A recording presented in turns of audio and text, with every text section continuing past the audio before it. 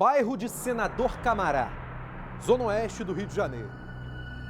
Uma notícia começa a correr pela região. Uma mulher estava morta dentro de casa. A polícia então vai até a residência, na Travessa Santa Luzia, na comunidade Viegas. Ao chegar, os policiais militares não conseguem identificar o corpo. Não encontram o corpo. No entanto, depois de algum tempo, os agentes descobrem que Milena Vitória Garcia, esta jovem de apenas 22 anos, estava morta dentro de casa sim. O corpo estava escondido na geladeira. O principal suspeito do crime? O ex, que fugiu com os 2 filhos do casal. Nicole Tim, que barbaridade, Nicole. Boa noite.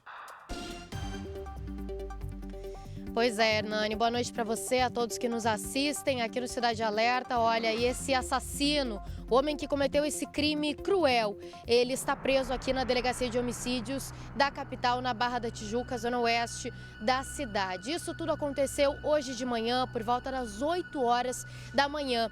E horas depois de cometer esse crime, mais ou menos umas 4 horas depois, o próprio assassino se entregou. Ele foi até 2 policiais civis que estavam fazendo uma ronda da Operação Torniquete, próximo à entrada da comunidade Morar Carioca, em Triagem, na Zona Norte, e aí então se entregou para esses agentes. Marcos Vinícius Andriosa Farias, de 26 anos, se aproximou deles e disse que tinha matado a própria companheira, Milena Vitória Garcia de Barros, de 22 anos. E ainda deu detalhes do crime. Ele afirmou que teria presenciado a jovem se vestindo depois de supostamente ter tido relações com outro homem e que por isso ele então esganou a companheira e ainda agrediu ela com 2 socos e golpes de faca.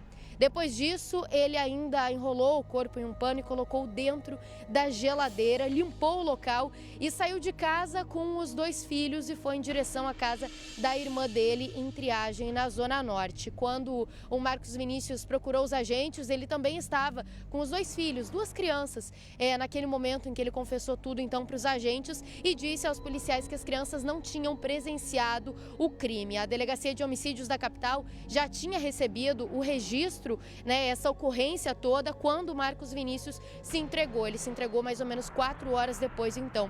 Ele então deixou os filhos de 4 e 2 anos com a irmã e foi conduzido aqui para a Delegacia de Homicídios pelos policiais civis. Marcos Vinícius ainda está aqui, então, preso na DH, deve ser transferido amanhã para o sistema prisional.